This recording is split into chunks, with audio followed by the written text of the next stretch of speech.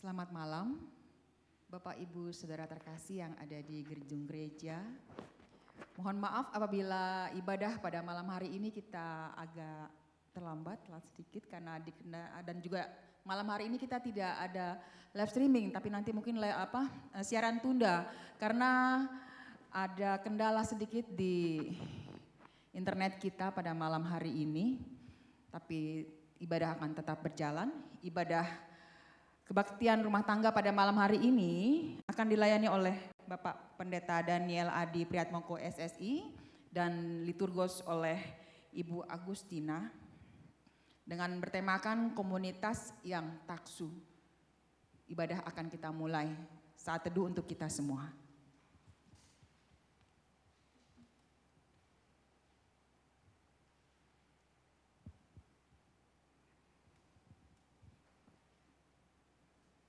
Kami mengundang umat untuk bangkit berdiri.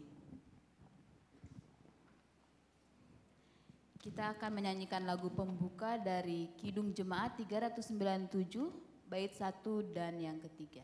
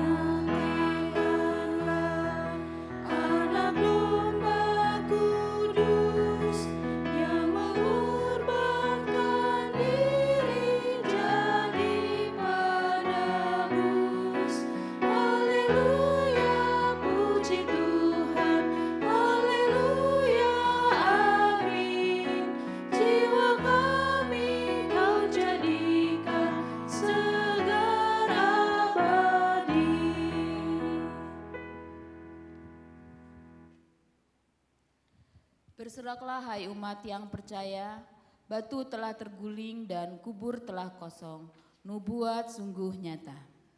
Kami bersuka cita karena kebangkitan-Mu ya Tuhan. Pujilah namanya yang kudus hai umat yang percaya, Tuhan kita hidup dan memerintah untuk selama-lamanya. Kami bergembira karena kebangkitan-Mu ya Kristus. Terpujilah Tuhan Allah kita yang hidup dan menang, dan yang memerintah untuk selama-lamanya. Haleluya. Kami persilahkan umat untuk duduk. Mari kita satu dalam doa. Bapa yang selalu memberikan kebaikan di dalam kehidupan kami, selamat malam ya Bapa. Terima kasih ya Bapa atas semua waktu yang telah Engkau siapkan untuk kami. Terima kasih karena pada malam hari ini kami dipersiapkan untuk bisa beribadah bersama dalam kebaktian rumah tangga pada minggu hari ini ya Bapa. Kiranya Engkau memberkati ibadah kami dari awal, pertengahan hingga pada akhirnya. Layakkanlah ibadah kami ya Bapa. Inilah doa dan syukur kami. Dalam nama Tuhan Yesus kami sudah berdoa dan mengucap syukur. Haleluya. Amin.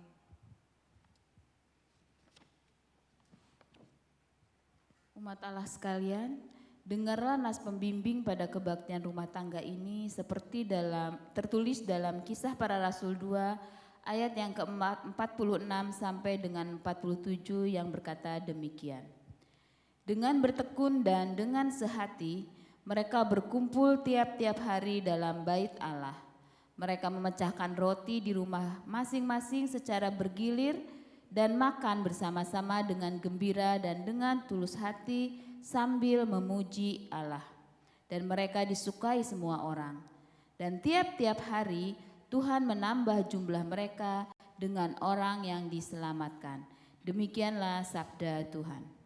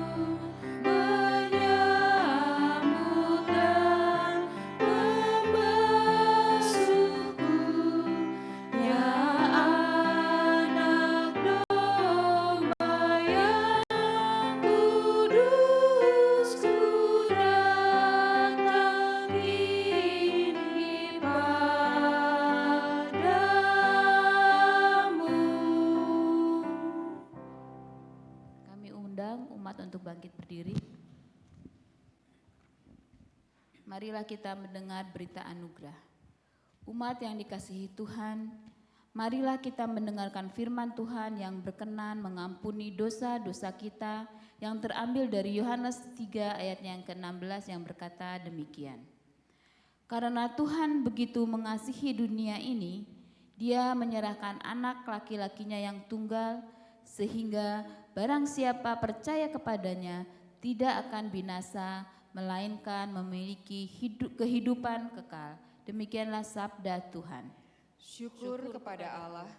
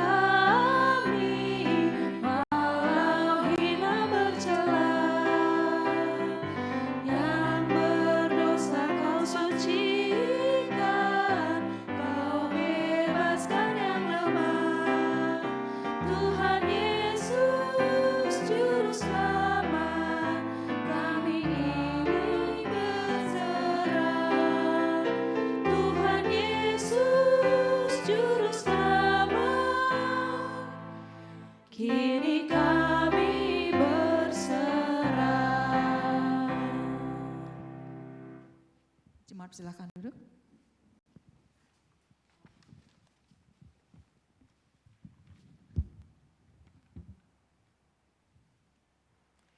Baik, Bapak Ibu Saudara yang dikasihi Tuhan, kita akan bersama-sama membaca dan merenungkan firman Tuhan. Namun sebelumnya mari kita bersatu di dalam doa. Mari kita berdoa. Kami bersyukur ya Tuhan untuk malam hari ini kami bisa bersama-sama menghayati persekutuan di dalam kebaktian rumah tangga. Untuk kami bisa merefleksikan kebaikan Tuhan, memuji nama Tuhan, bahkan belajar untuk memahami kehendak Tuhan. Tolong kami ya Bapa, di tengah-tengah keterbatasan kami ada berbagai macam kekurangan yang kami miliki. Kami memohon pertolongan Tuhan melalui kuasa Roh Kudus sehingga kami bisa beroleh hikmat melalui kuasa urapan Roh Kudus untuk kami bisa memahami firman Tuhan. Kami dituntun diarahkan oleh firman Tuhan untuk kami juga melakukannya di dalam kehidupan sehari-hari. Tuntun kami ya Bapa, di dalam nama Tuhan kami Yesus Kristus kami berdoa. Amin. Baik Bapak Ibu Saudara yang dikasih Tuhan, ini bagian lanjutan ya dari KRT Rabu lalu ya, bagian lanjutannya ini ya. Kita akan membahas ataupun membaca dari Kisah Para Rasul. Kisah Para Rasul pasal 2 ayat 42 sampai dengan 47. Kisah Para Rasul pasal 2 ayat 42 sampai dengan 47 saya akan bacakan untuk kita bersama. Ketakjuban melanda semua orang sebab rasul-rasul itu mengadakan banyak mukjizat dan tanda. Semua orang yang percaya tetap bersatu dan semua milik mereka adalah milik bersama. Dan selalu ada dari mereka yang menjual harta miliknya lalu membagi-bagikannya kepada semua orang sesuai dengan keperluannya masing-masing. Dengan bertekun dan sehati mereka berkumpul tiap-tiap hari dalam bait Allah. Mereka memecahkan roti di rumah masing-masing secara bergiliran dan makan bersama-sama dengan gembira dan tulus hati sambil memuji Allah, dan mereka disukai semua orang. Tiap-tiap hari Tuhan menambah jumlah mereka dengan orang yang diselamatkan. Demikian firman Tuhan, maka yang berbahagia adalah kita yang mendengarkan firman Tuhan serta memeliharanya dalam hati dan melakukannya di dalam kehidupan sehari-hari. Haleluya.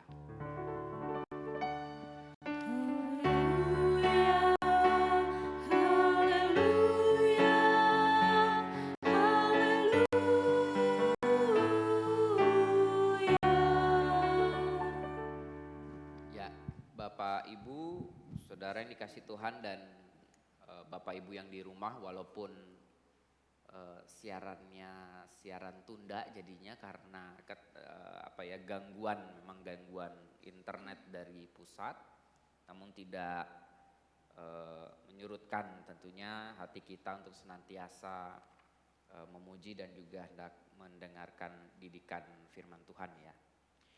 Tema kita di malam hari ini komunitas yang taksu.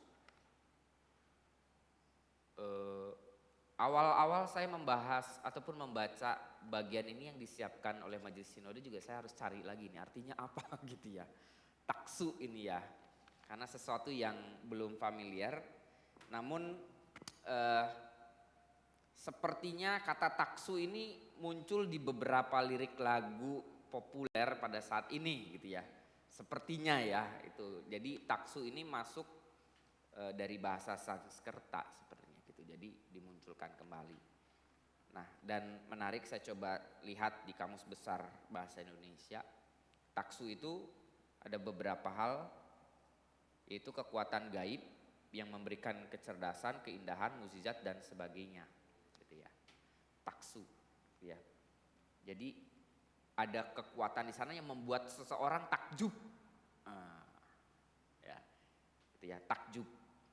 Terus kemudian ada lagi di sini artinya bangunan suci disanggah yang berfungsi memberi kekuatan gaib. Jadi sumber gitu kan. Jadi saya mungkin menerjemahkan ya terkait dengan tema kita ini, komunitas yang taksu ini berarti komunitas yang dipenuhi ketakjuban. Gitu ya. Gitu ya. Komunitas yang dipenuhi ketakjuban, taksu.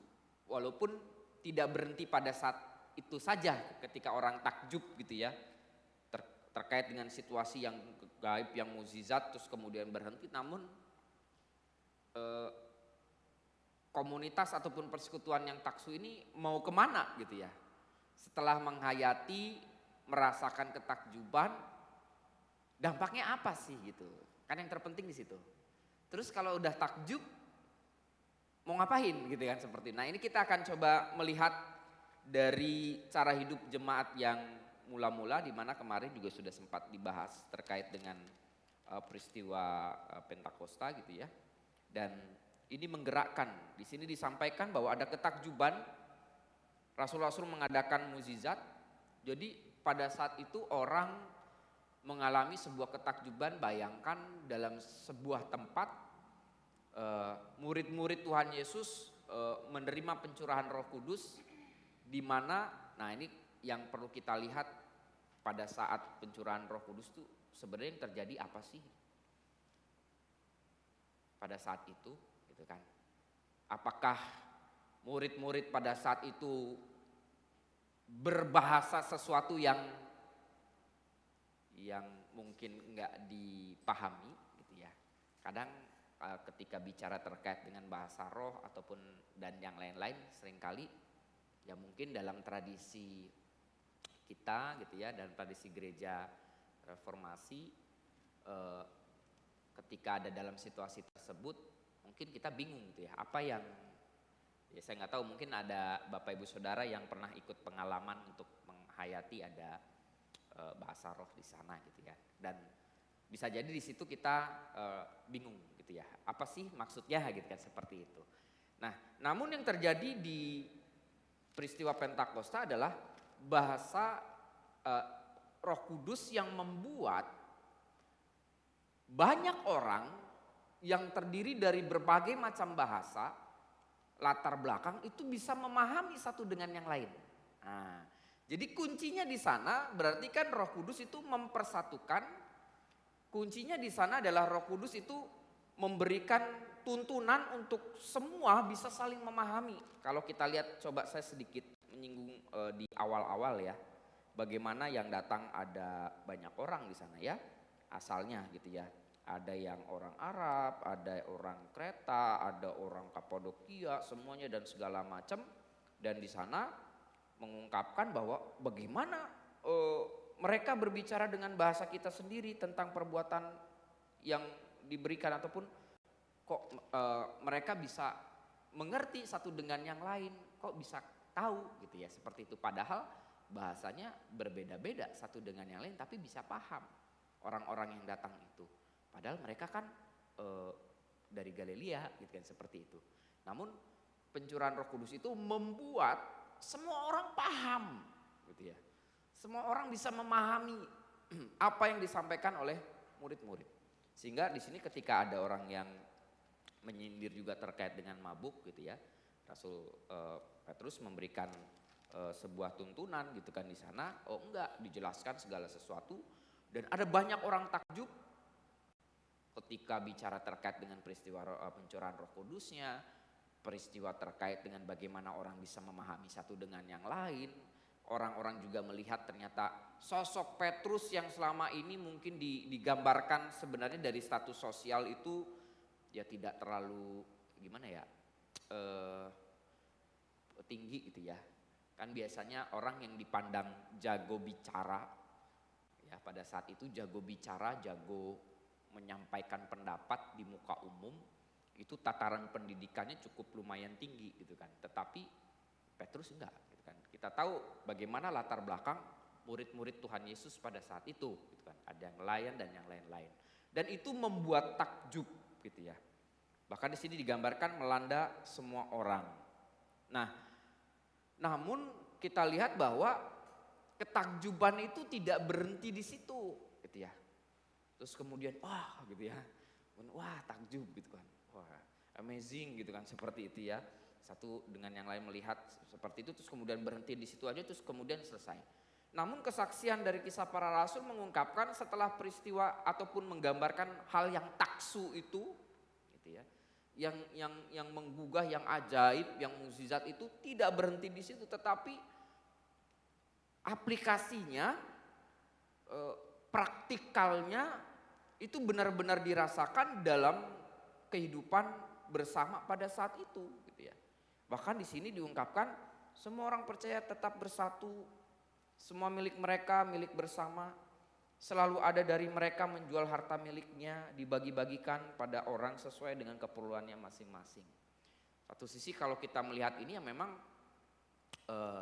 ya tidak bisa secara letterlek dipahami bahwa terkait dengan kepentingan pribadi-pribadi terus kemudian dihilangkan begitu saja demi semua komunitas gitu ya, ataupun persekutuan gitu kan. Ya maksudnya orang-orang tetap punya kehidupan pribadinya masing-masing gitu kan. Tetapi karena kehidupan bersama menghayati situasi yang ajaib pada saat itu terjadi, di mana diyakini pencurahan Roh Kudus hadir, bahkan Petrus menjelaskan tentang Kristus di sana, membuat orang tidak hanya memikirkan dirinya sendiri, gitu ya, tetapi mikirin orang lain juga, gitu ya. Di mana situasi pola pikir yang seperti itu tuh jarang pada saat itu. Jadi dalam konteks pada saat itu, orang ketika berpikir tentang orang lain itu jarang. Dan itu menjadi sesuatu hal kebodohan gitu ya. Dalam arti ngapain saya mikirin situ gitu ya. Toh saya juga mungkin punya pergumulan, punya tantangan, punya kekurangan dan segala macam. Pada saat itu polanya begitu. Lebih baik saya memikirkan fokus pada diri saya sendiri seutuhnya. Ngapain mikirin orang lain gitu. Tetapi peristiwa takjub itu mengubah pola pikir semua gitu ya. Yang ada di dalam persekutuan pada saat itu diubah cara pandangnya. Oh iya.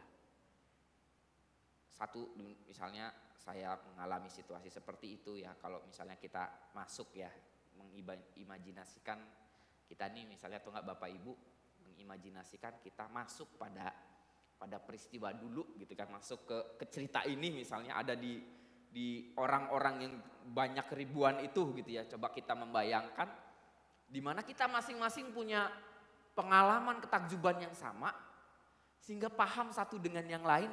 Oh iya dalam situasi tersebut saya nggak boleh memikirkan diri saya sendiri. Tetapi saya juga harus memikirkan keberadaan orang lain sebagai bagian Kristus. Apalagi terkait dengan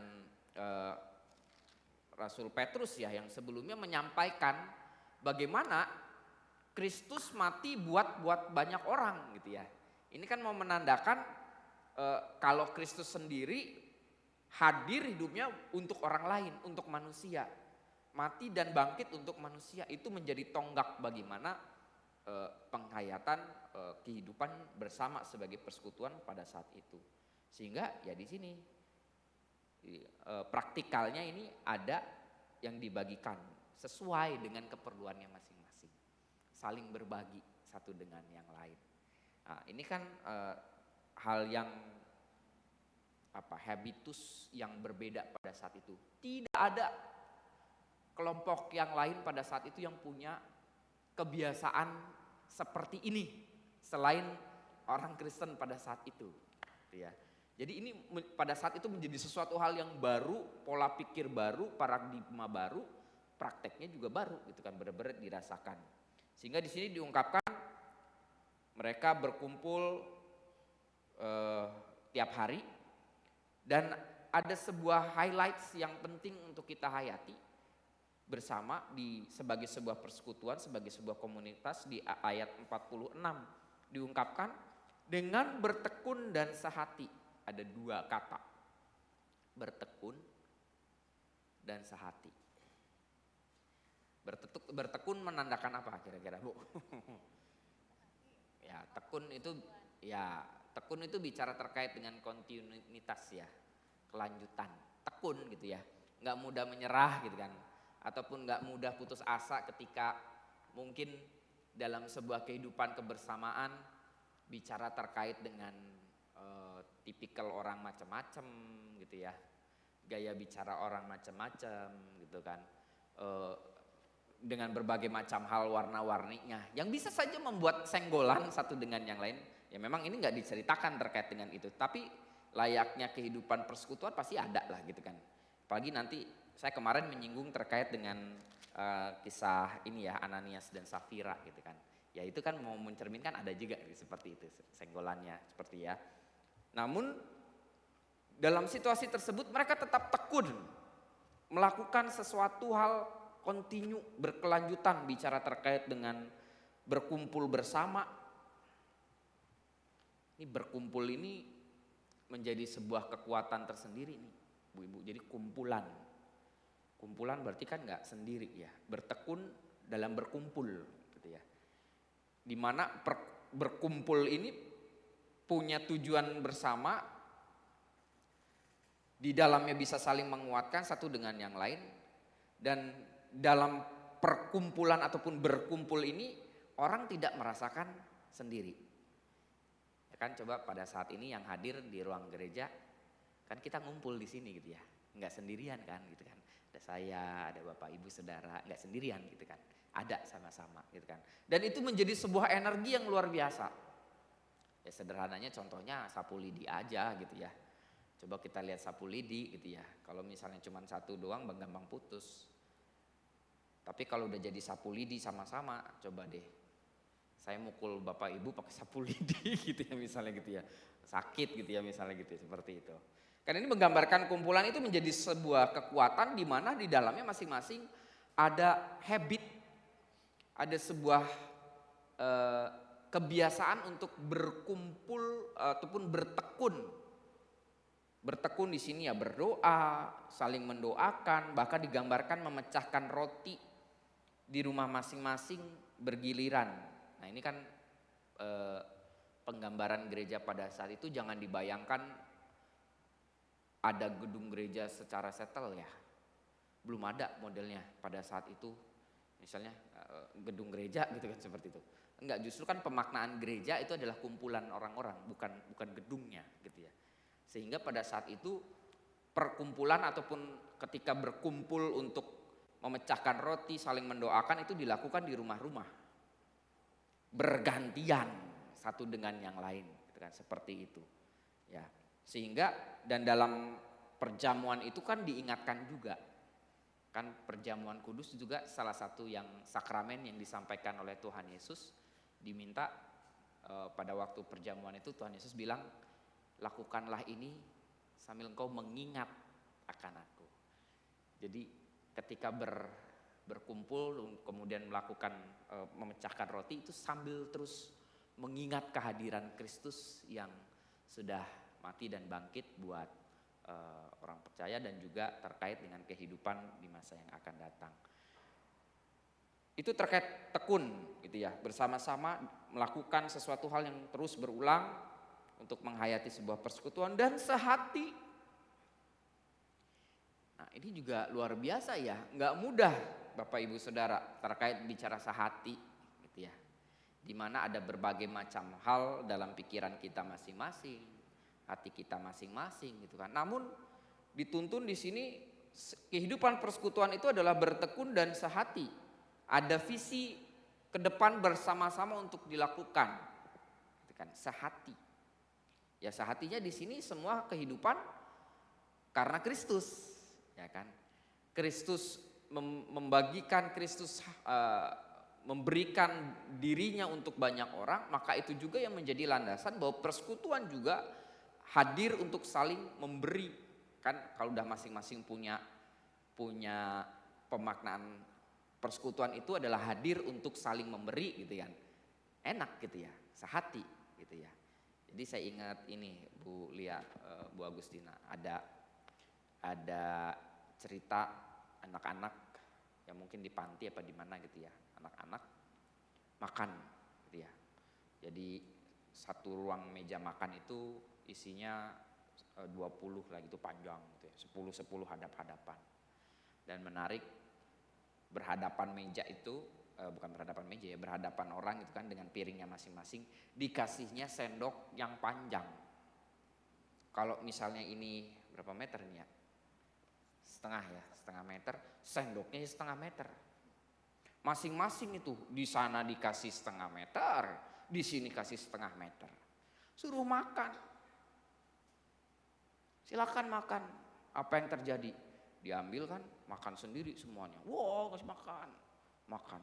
Sendok yang 1,5 meter ini otomatis kan panjang. Apa yang terjadi? Sikut sana jegrek, mati. Yang sana sikut lagi jegrek lagi. Yang depan sikut dan segala macam gitu kan. Sikut gitu kan. Enggak jadi makan. Jadinya berantem. Karena mereka tidak menggunakan itu dengan, ini gimana ya caranya? Gitu ya. Suapin. Ya. Padahal sebenarnya makanannya sudah tersedia buat mereka gitu ya. Untuk dimakan, udah ada bagiannya. Tapi karena digunakannya lah sendok itu sendiri gitu kan, terus kemudian sikut kanan, kiri dan segala macam. Wah, gimana sih makan, lihat-lihat dong kanan kiri dan segala macam. Ini sendoknya apa? Sendoknya panjang. Terus kemudian nyalahin juga, ini sih yang ngasih makan sama sendoknya begini gitu, seperti itu. Namun ternyata sang pemilik punya tujuan. Coba gimana caranya supaya tetap rapi. Makannya suap-suapan bener. Jadi makanan yang disediakan untuk dirinya itu diambil, disuapkan ke yang ke depan. Di mana jaraknya sama, 1,5 meter. Nyampe ke mulutnya saling suap-suapan. Atau ngambilnya mungkin dari depannya ya, jadi depan gini set gitu kan. Udah romantis gitu ya, saling gitu segala macam. Semuanya makan gitu ya. Semuanya makan dengan dasar bahwa kesehatian itu juga memikirkan yang lain. Semuanya memikirkan juga. Gitu kan. Bayangin kalau misalnya dalam sebuah persekutuan, misalnya di bertiga ini gitu ya. Saya mikirin Bu Lia mikirin saya, atau Bu Agustina mikirin saya mikirin Bu Agustina, dan yang lain saling mikirin dan segala macam. Saya kira bisa saling memberikan kontribusi. Sehingga kehidupan persekutuan itu tidak menjadi sebuah pola pikirnya adalah sarana keuntungan sendiri gitu loh. Tapi justru dengan menghayati saling memberi, pasti keuntungannya mah pasti ada gitu ya.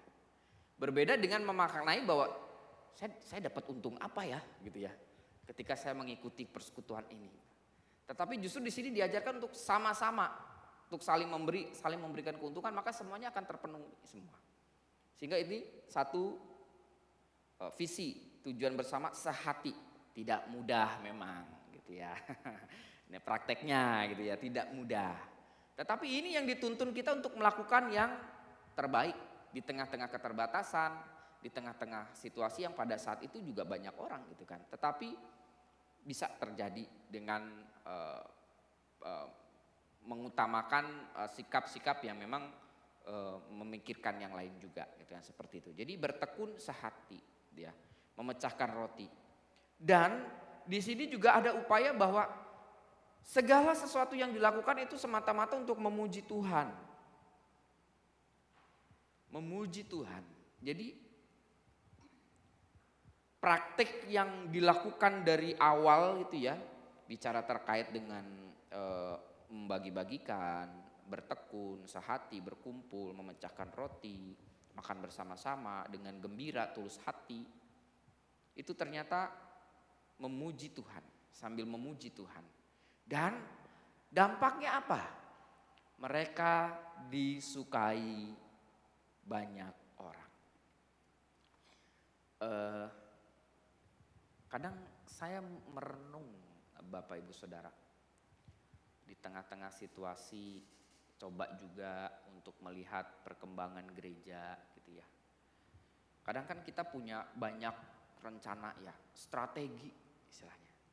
Bagaimana sih kita bisa mengembangkan sebuah persekutuan gitu kan, dengan berbagai macam internet misalnya dan segala macam untuk menarik bagaimana kehidupan persekutuan. Tetapi back to the Bible, kita lihat kembali lagi ke cara jemaat mula-mula, ternyata sebenarnya diberikan tuntunan di sana bagaimana sih. Jadi tujuannya ini bukan supaya disukai ya. Kalau kita lihat di sini kan, dan mereka disukai, ini akibat dari pola kehidupan mereka, akibatnya disukai banyak orang gitu ya. Bukan tujuannya untuk membuat orang lain menyukai mereka gitu ya. Bukan jadi tujuan. Tujuan mereka adalah memuliakan Tuhan. Tujuan jemaat mula-mula memuliakan nama Tuhan, melakukan yang terbaik, saling memberi, dampaknya disukai sama banyak orang. Nah, mungkin kita juga perlu lihat gini ya, untuk bisa berdampak disukai banyak orang gitu ya.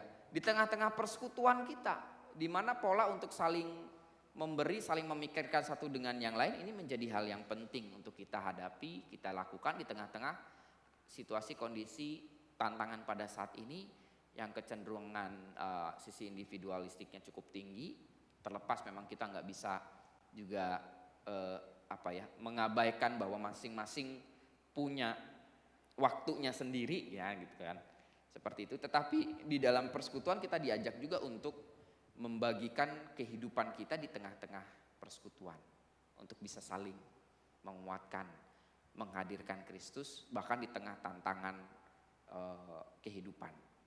Dan di situ nyata damai sejahtera dan sukacita. Ini yang mungkin perlu kita hayati bersama, sehingga apa yang tercermin dalam firman Tuhan terkait dengan komunitas yang taksu, yang sungguh ditakjubkan dengan berbagai macam hal, tidak berhenti dalam satu titik pokoknya amazing gitu ya, takjub, luar biasa gitu. Tapi muncul dalam aplikasi kehidupan sehari-hari. Nah ini saya pikir menjadi pembuka ya, renungan buat kita, untuk kita juga diingatkan kembali untuk menghayati komunitas taksu ini yang tetap secara aplikatifnya, praktikalnya juga benar-benar bisa dihayati, dirasakan di dalam kehidupan kita sehari-hari. Terlebih lagi terkait dengan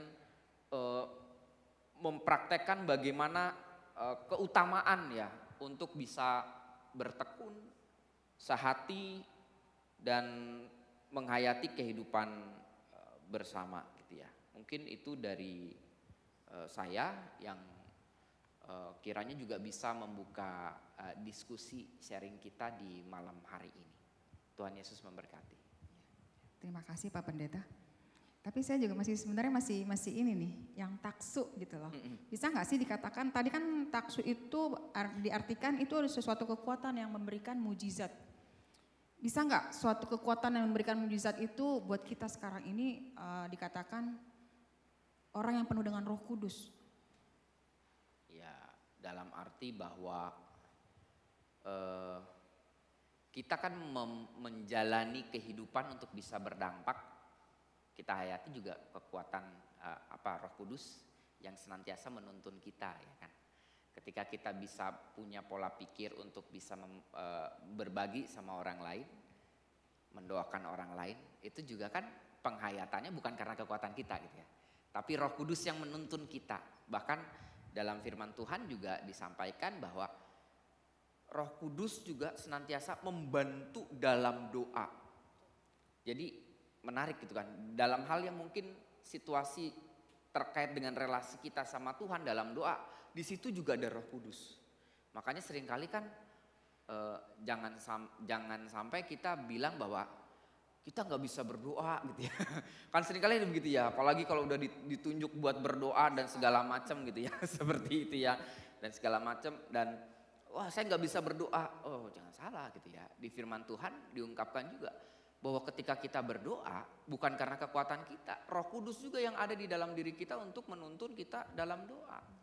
Sehingga doa kan bukan masalah bagus tidaknya kata-kata ya kan, tetapi justru yang ada di batin dalam hati kita terkait dengan apa yang kita komunikasikan sama Tuhan. Itu kan Roh Kudus yang bantu itu di sana, Roh Kudus yang tolong kita untuk menyampaikan itu. Bahkan ya seringkali kalau Bapak Ibu perhatikan, ada sebuah tanda kalau saya mau mengakhiri doa syafaat. Formulasi kata-kata saya biasanya, kalau udah mau selesai doa syafaat, mau doa Bapa Kami, saya biasanya ada kalimat yang mungkin Bapak Ibu ini udah mau selesai nih. Itu saya biasanya tatkala ada doa-doa yang tidak terungkapkan melalui mulut tetapi ada di dalam hati.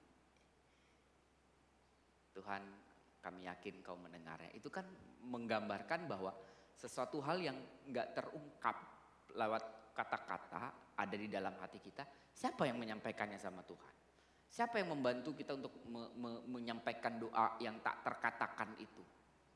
Roh Kudus yang senantiasa. Kadang juga dalam situasi tertentu, mungkin dalam pergumulan, dalam kesedihan, kadang kita udah gak bisa kata-kata apa lagi gitu kan. Bahkan mungkin kita pun gak paham dengan apa yang kita hayati, rasakan karena berkecamuk di hati.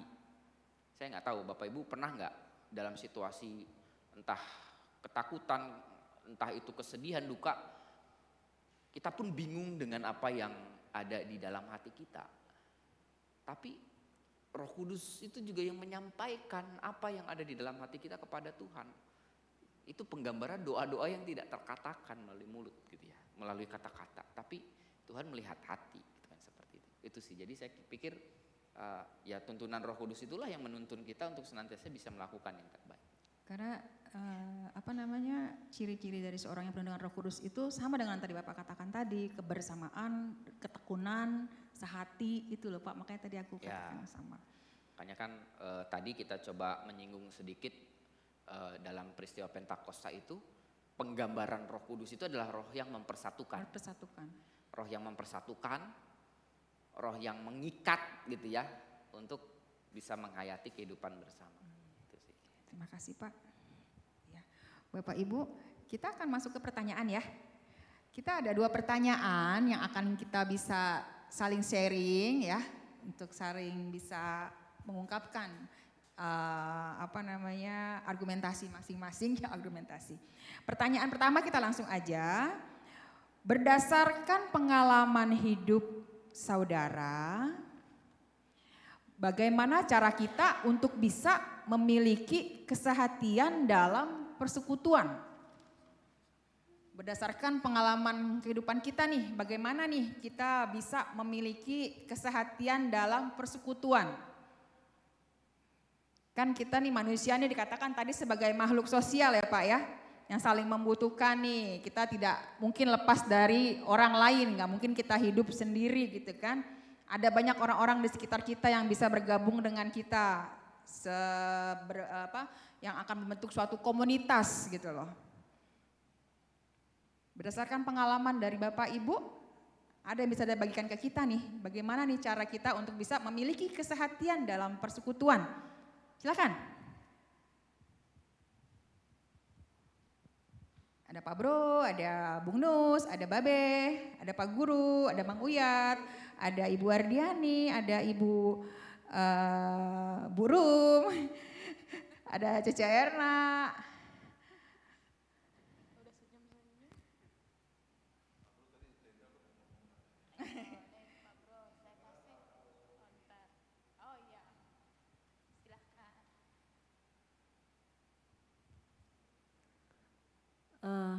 Menurut saya,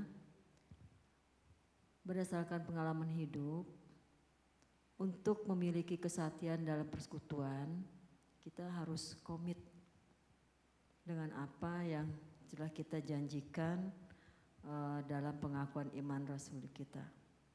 Aku percaya kepada Allah Bapa itu ya. Kita harus komit dan kita harus konsekuen. Tidak egois hanya untuk jadi jemaat biasa. Duduk, dengerin firman, selesai pulang. Setelah saya pelajari di sini, dulu saya jemaatnya begitu. Datang ke gereja, duduk paling depan, dengerin khotbah, selesai pulang. Nah, setelah saya jadi majelis, ternyata pelayanan itu unik, banyak suka duka. Tapi kalau kita enggak terlalu ambil pusing, kita bisa enjoy. Kita bisa menikmati pelayanan. Dan saya rasa jemaat juga begitu. Kalau saya pelajari dari waktu saya juga pernah ikut gereja di Gereja Toraja, mereka selesai kebaktian sama-sama ngumpul di samping. Ada ruangan khusus, jadi mereka ngopi sama-sama.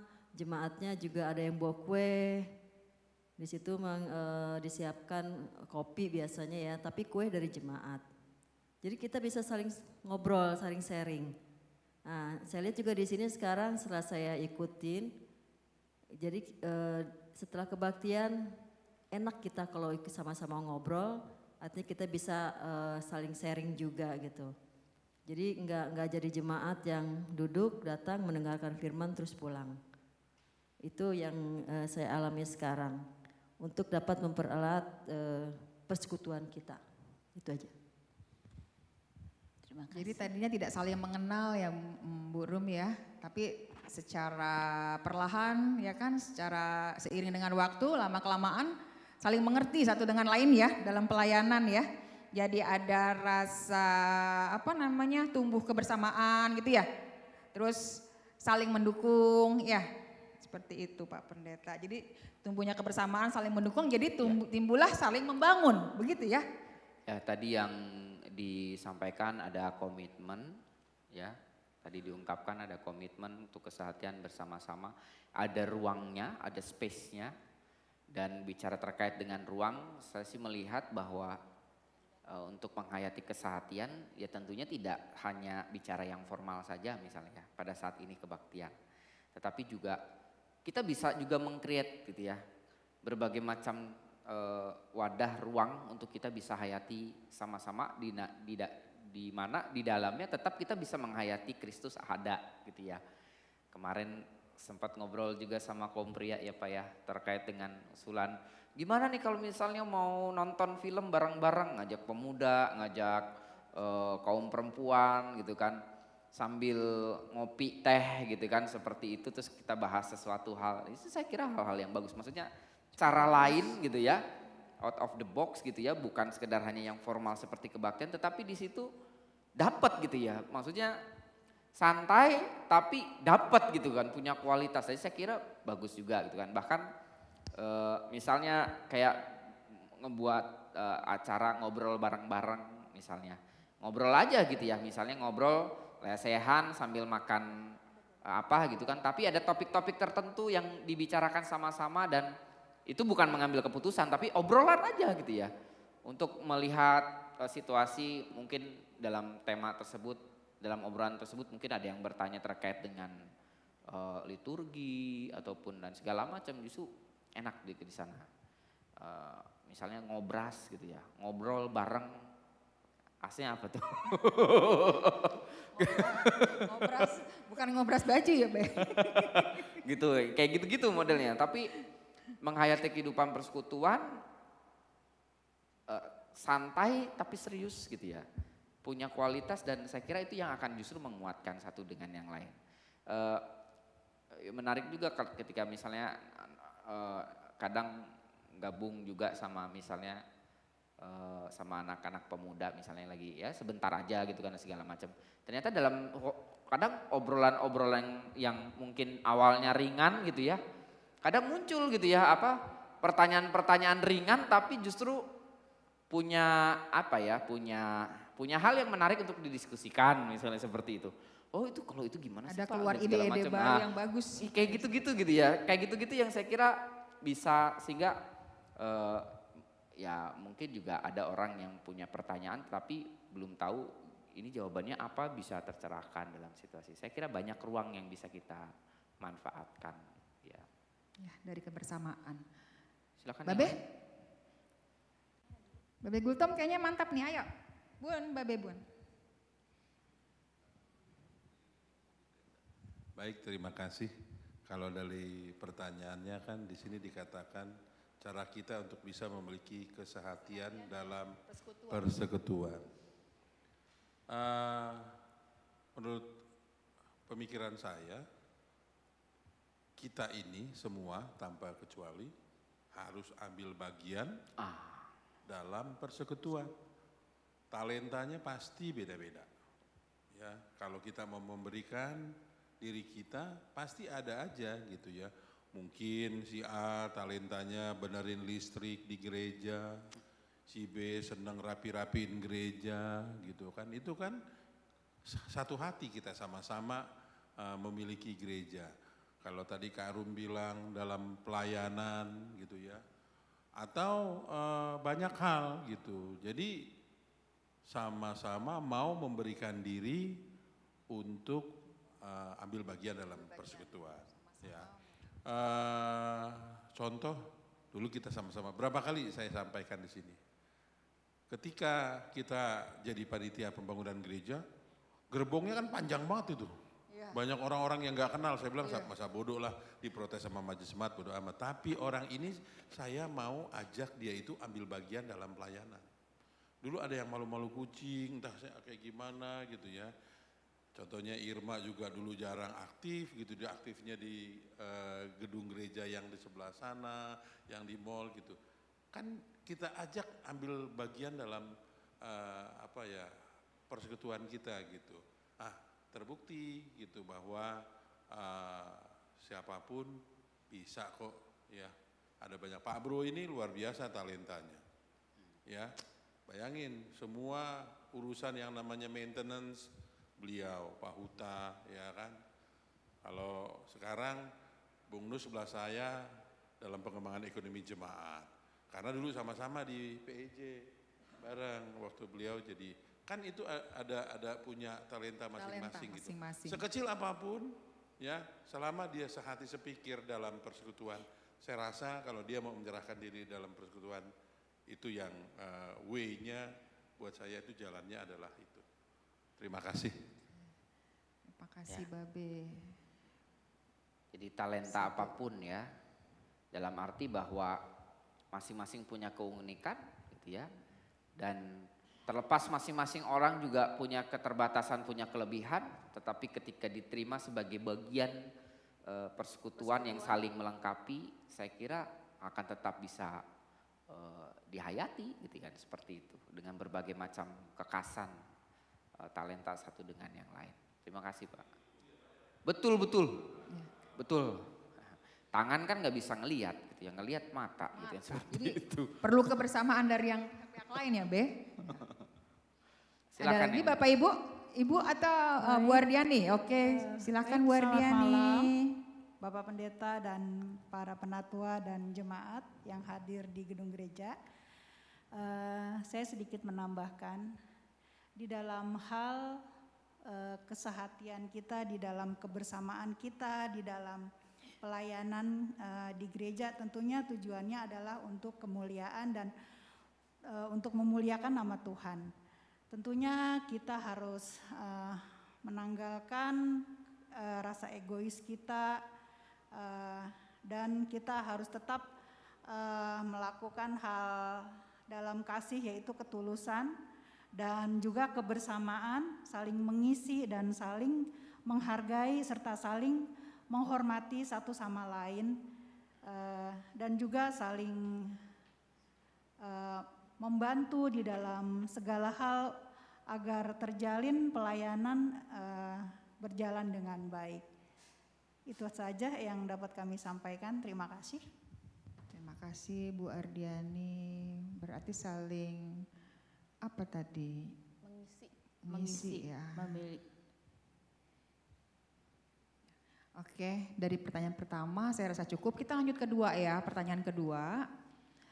Tantangan apa sih yang harus dihadapi, tantangan apa saja yang harus dihadapi untuk mewujudkan persekutuan yang bertekun dan sehati? Tantangan apa saja yang harus dihadapi untuk mewujudkan persekutuan yang bertekun dan sehati? Mungkin ini maksudnya dalam persekutuan yang bertekun dan sehati itu ada tantangannya. Tantangannya apa sih? Itu mungkin ya Pak ya. Tantangannya apa sih? Gitu.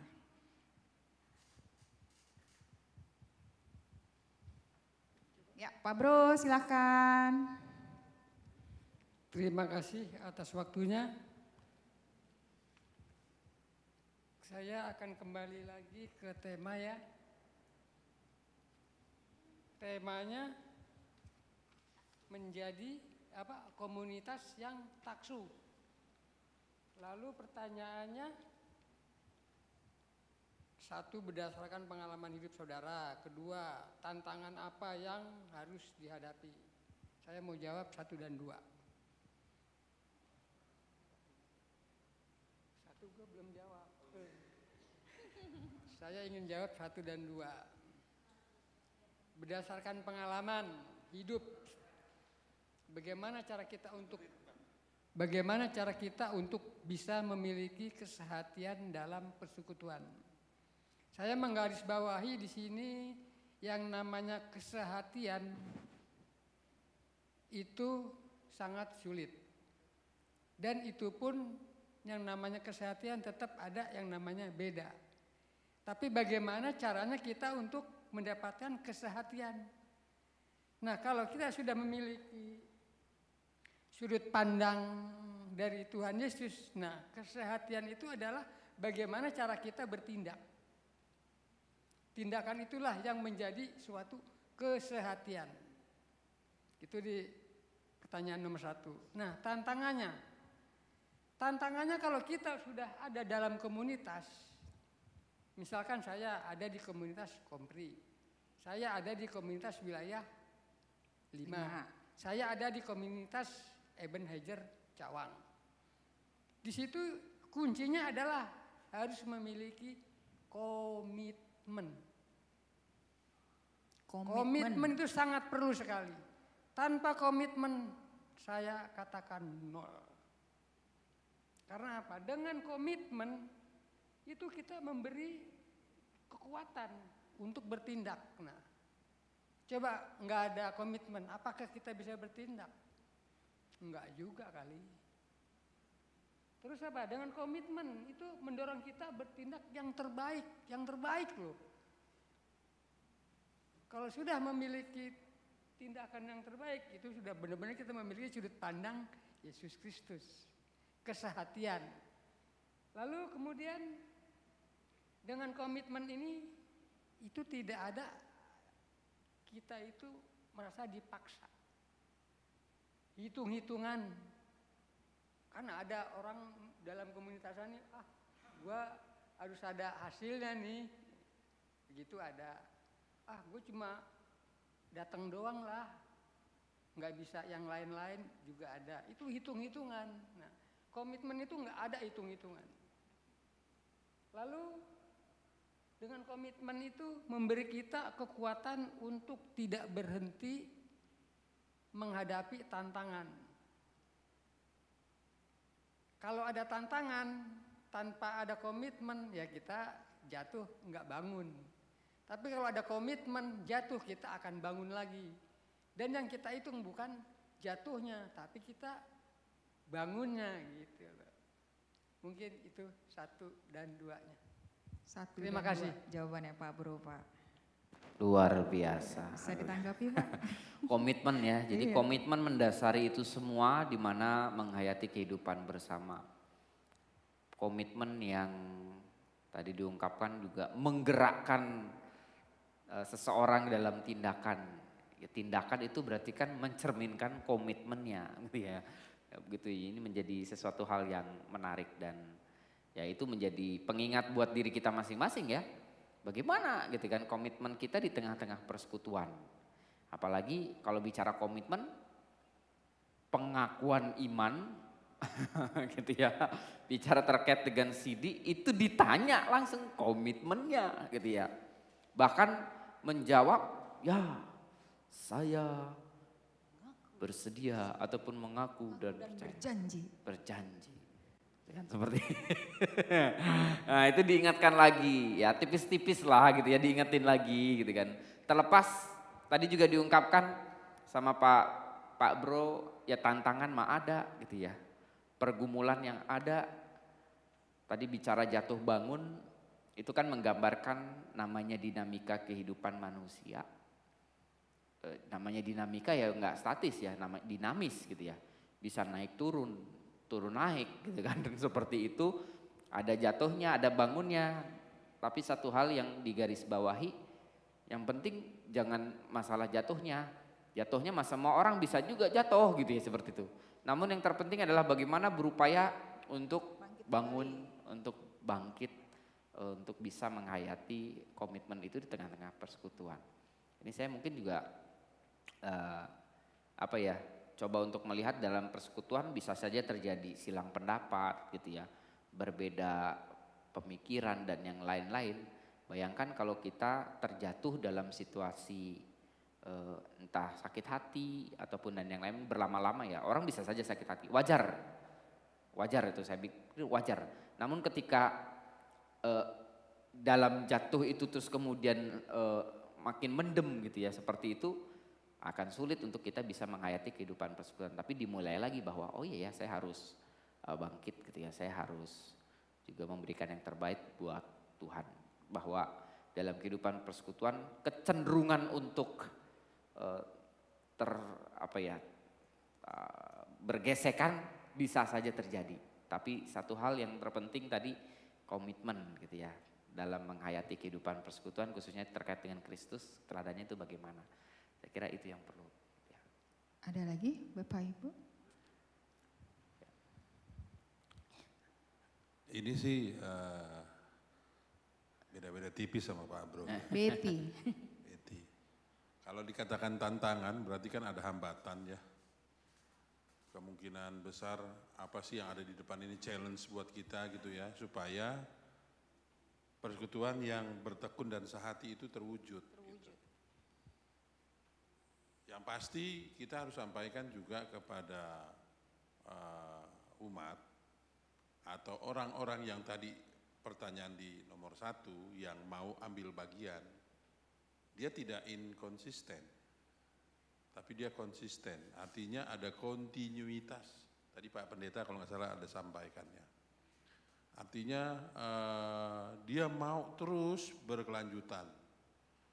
Tidak putus di tengah jalan, mungkin karena mutung, atau karena berbeda pendapat, atau karena satu hal ya yang dalam arti yang bisa diterima gitu ya. Kalau sesuatu yang nggak bisa diterima sih mungkin ya karena memang jauh atau apa masih bisa lah ya. Tapi tantangan inkonsisten itu terhadap kalau tadi Karum bilang pelayanan, ya inkonsisten pelayanan. Kalau dia konsisten dalam pelayanannya, dia punya tanggung jawab sehati sepikir ya bahwa komunitas itu yang persekutuan yang bertekun dan sehati itu pasti akan terwujud. Kan kita bisa tuh pilah-pilah gitu ya. Kalau terjadi banjir, apa sih yang harus kita lakukan sebelum banjir ada? Kan gitu. Jangan buang sampah sembarangan. Oh kalau lo buang sampah sembarangan, bisa kalinya kehambat gitu. Kita bisa terespek ke belakang gitu ya. Jadi kita memecahkan masalahnya dari bawah ke atas gitu. Jadi sebelum terjadi kita cari dulu nih partikel-partikel apa. Saya yakin pertanyaan nomor 2 seperti itu. Jadi kalau inkonsisten itu juga mungkin salah satu tantangan terbesar dalam mewujudkan persekutuan yang sehati dan bertekun. Kalau enggak konsisten kan enggak tekun Pak. Ya pasti gitu. Jadi kita bangun terus ya konsistensi dalam hal baik itu pelayanan maupun apapun ya itu supaya kita sama-sama ya. Kalau misalnya gara-gara ditegur doang gitu, lo gimana sih tadi ngomongnya kan lo ngaco tuh kayak gitu. Itu tantangan tuh. Ya, kan misalnya gitu. Ada aja orang Batak juga kan nyeplos-ceplos gitu kan. Yang diomongin orang Jawa gitu, langsung sakit hati gitu. Dia nggak konsisten langsung gitu kan. Udah, gue udah kayak gini gue nggak kuat gitu, udah bubar gitu, udah nggak sehati lagi persekutuan itu mungkin ya. Jadi kalau dia memang bertekun terus, Pak Bro bilang ya konsisten, mau apapun badai datang, ya terjang terus gitu. Terima kasih. Berarti tantangan yang ada dalam persekutuan itu ya, jangan sampai mempengaruhi pelayanan. Bisa? Ya. Terima kasih Babe. Bapak, ada lagi? Ibu Marta, sepertinya ingin berbicara. Boleh? Oh ya. Ada lagi sebelum kita rangkum Bapak? Oh ya Bung Enus malu-malu. Ayo Bung, utarakan Bung, ungkapkan, keluarkan. Terima kasih. Kesehatian gitu. Kalau kita sebenarnya kalau kita memahami panggilan kita sebagai orang percaya, sebetulnya memang di setiap persekutuan itu pasti ada tantangan, ada gesekan, pasti ada. Saya juga ngalamin gitu. Tapi kalau kita menyadari panggilan kita, komitmen kita untuk sama-sama pelayanan di gereja, mau dibawa kemana sih nih gereja ini sebenarnya, kalau kita berpikiran sama seperti itu, sehati sepikir, pasti kita bisa kembangkan gereja kita. Apa yang kita inginkan kita kembangkan memang satu hal yang apa ya, nggak mudah gitu. Misalnya begini,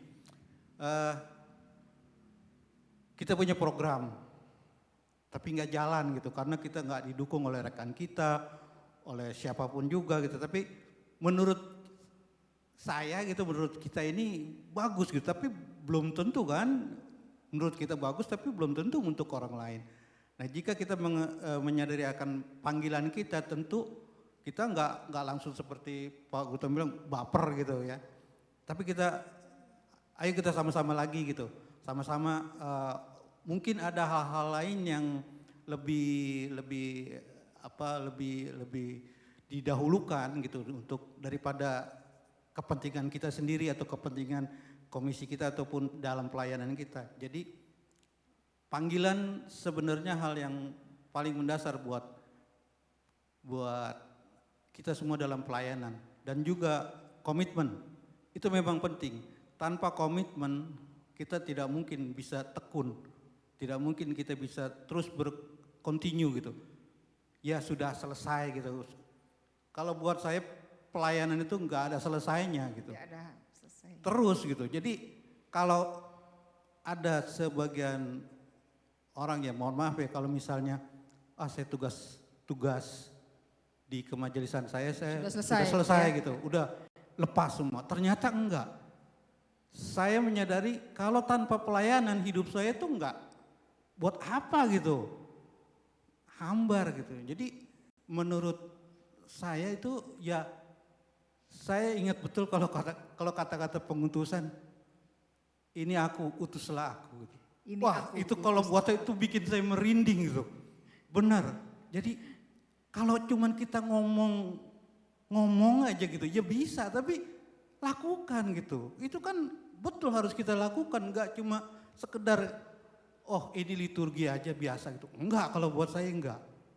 Itu harus kita benar-benar kita lakukan. Itulah kalau kita menyadari panggilan kita, ini aku, utuslah aku.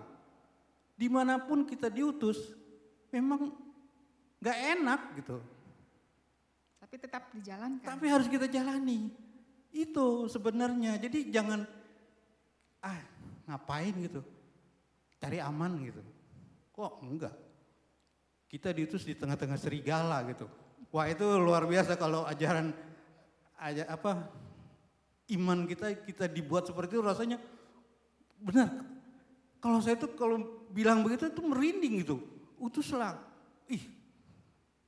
Tuhan bilang begitu. Bagaimana saya gitu? Saya harus apa? Itu talenta sekecil apapun Tuhan pakai, itu luar biasa. Kalau kita bertekun terus kontinu, itu jadi hal yang dahsyat kalau buat saya. Saya berasal dari yang tidak bisa apa-apa, tapi saya berserah gitu. Tuhan mau pakai saya, apapun yang saya miliki terserah. Itu waktu saya komitmen saya, waktu saya pertama kali jadi MJ, padahal saya juga nggak tahu apa-apa gitu. Benar. Tapi kalau Tuhan pakai, ya kita berserah sih sebetulnya. Kita serahkan diri kita. Saat dipikir dengan teman, ya memang sulit gitu. Tapi ya harus kita hadapi, harus kita kelola gitu. Supaya kita sama-sama bisa mewujudkan, mau dibawa kemana sih di gereja kita ini? Gitu. Saya cukup apresiasi dengan pembangunan gereja kita semakin ke depan gitu.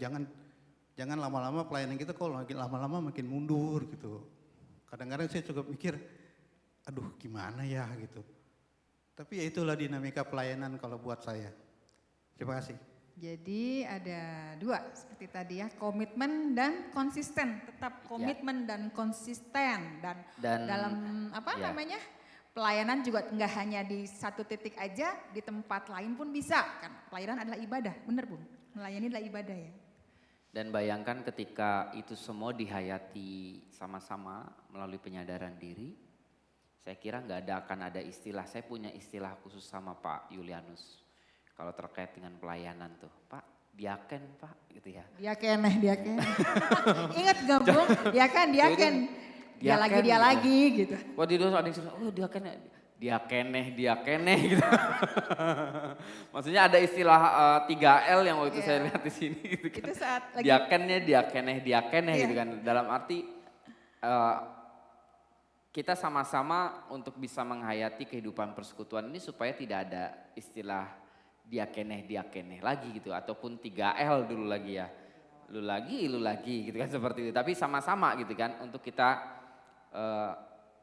bisa nyemplung bareng untuk saling berbagi.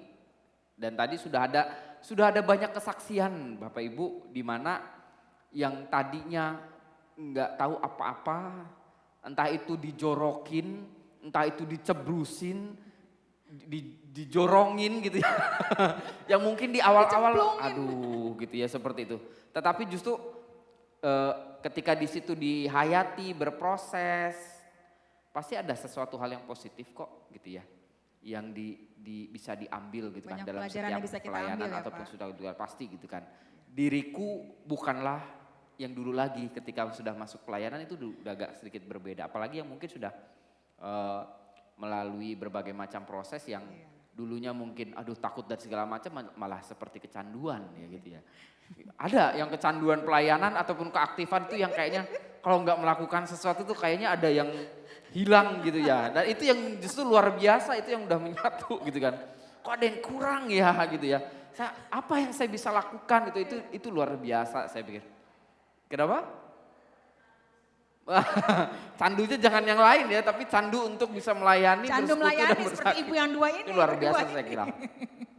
Oke. Iya sih, candu Baik. melayani. Kayaknya udah Bapak Ya, rangkum saya kira ini menjadi pemupuk untuk kita punya semangat bagaimana kita bisa sama-sama memberi dalam kehidupan persekutuan apapun yang kita bisa beri, dan sekali lagi bahwa tiap orang punya keterbatasan Bapak Ibu.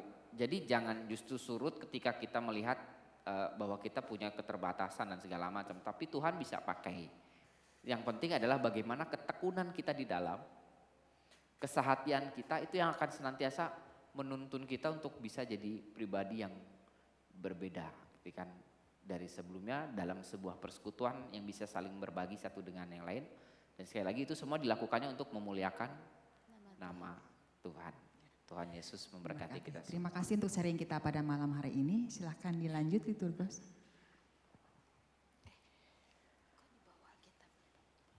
Ya. Baik, Bapak Ibu, kita akan bersama-sama bersatu hati di dalam doa. Mari kita berdoa.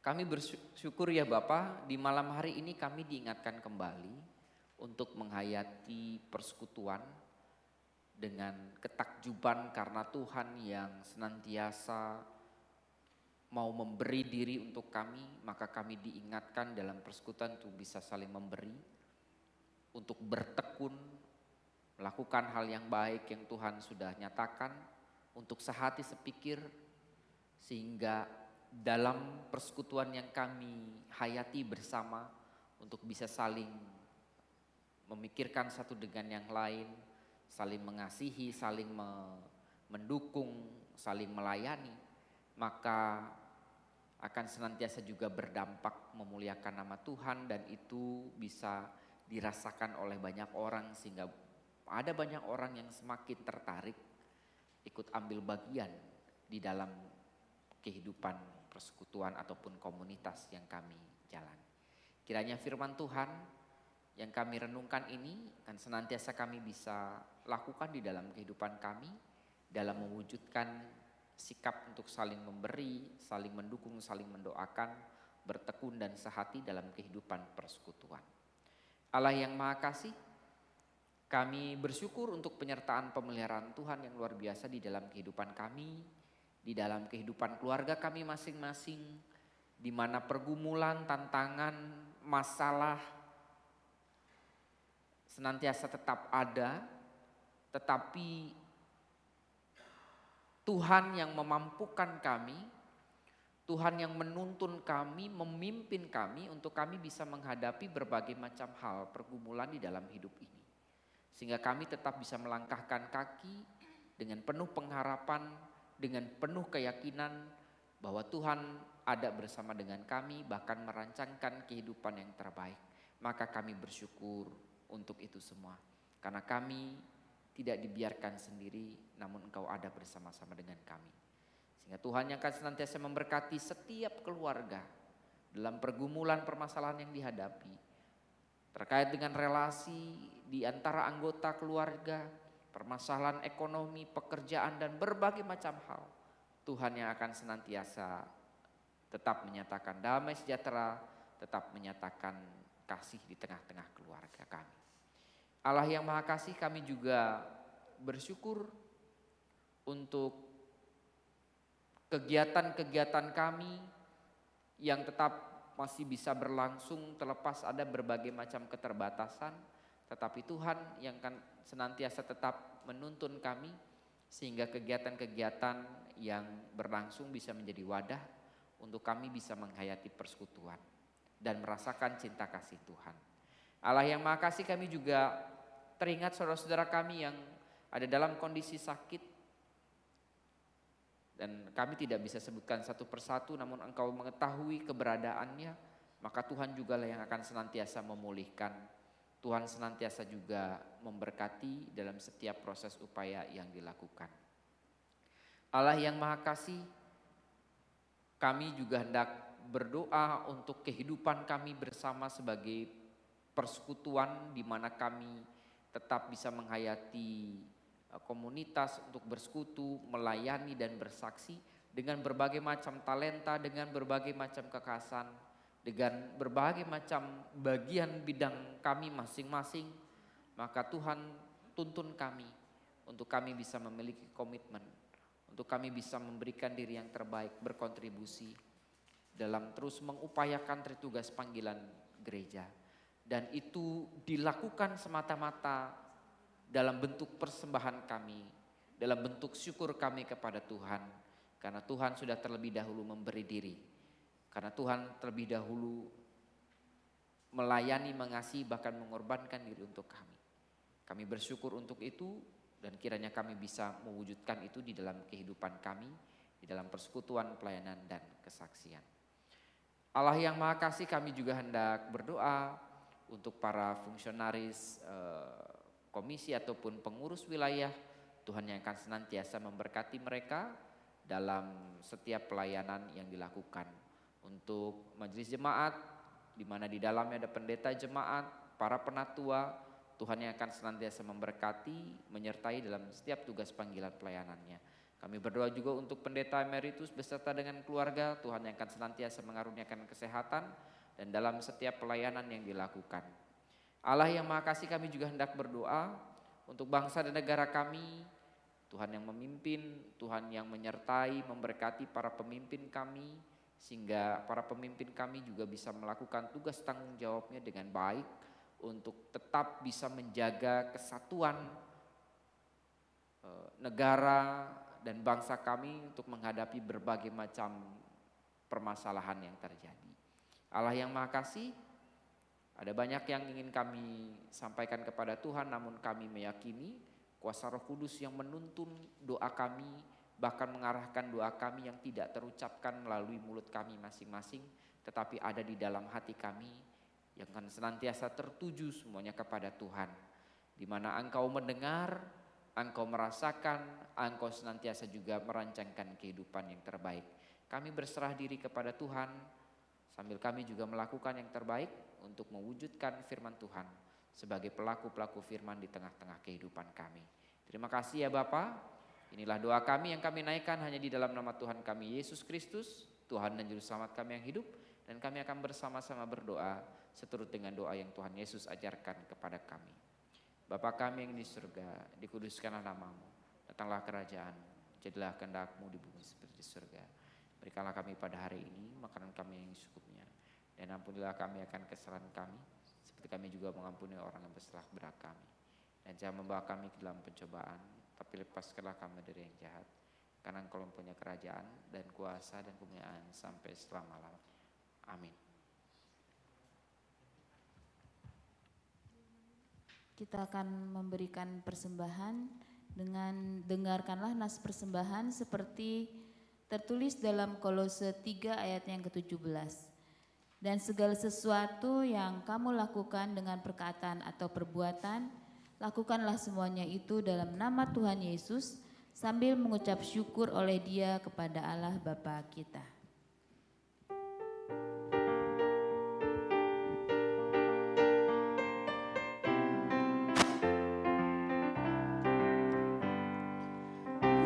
Bukan karena upahmu dan bukan karena kebajikan hidupmu,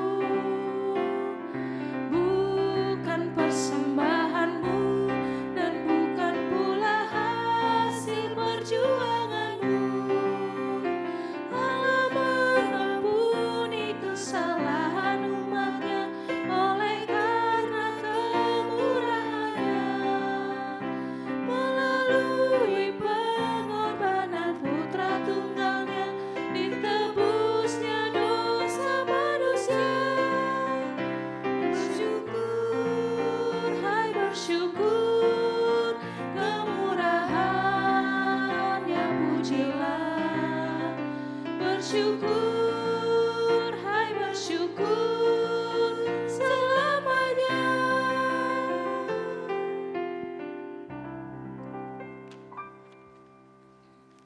Kami undang untuk bangkit berdiri.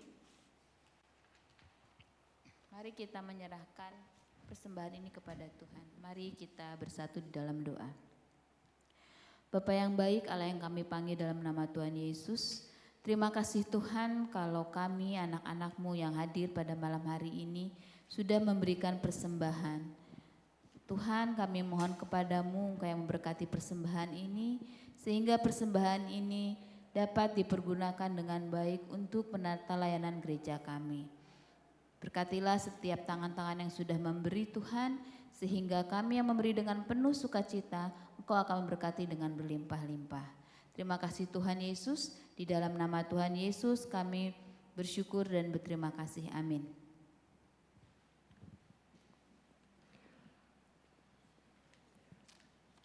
Bapak Ibu Saudara yang dikasih Tuhan, arahkanlah hatimu kepada Allah Bapa kita. Kami mengarahkan hati kepada Allah Bapa dalam Tuhan kami Yesus Kristus yang hidup dan menang. Jadilah saksi bagi kebangkitannya. Syukur pada Allah karena kasih-Nya. Terpujilah Tuhan yang memberi hidup kekal bagi kita. Dari sekarang ini sampai selama-lamanya.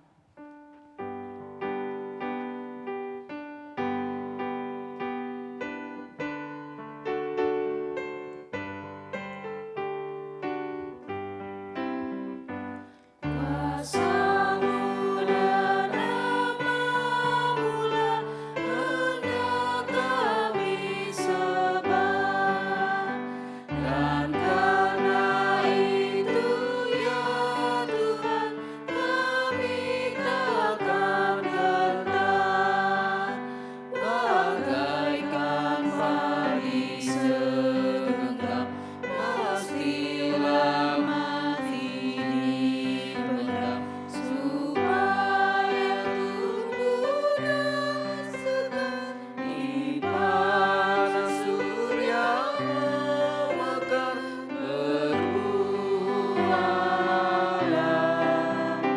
tuai yang pun besar.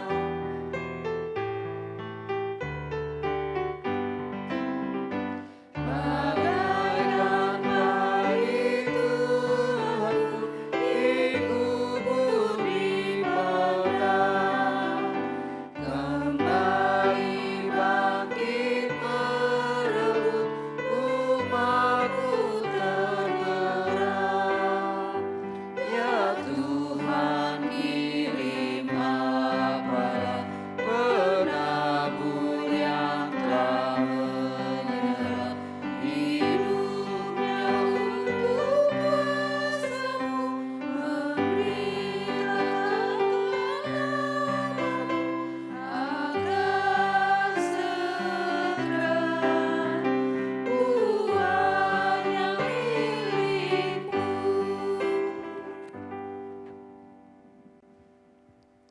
Kini terimalah berkat Tuhan. Kasih dari Allah Bapa dan anugerah Tuhan Yesus Kristus Tuhan kita, serta penghiburan Roh Kudus beserta saudara-saudara kini dan sepanjang masa. Amin.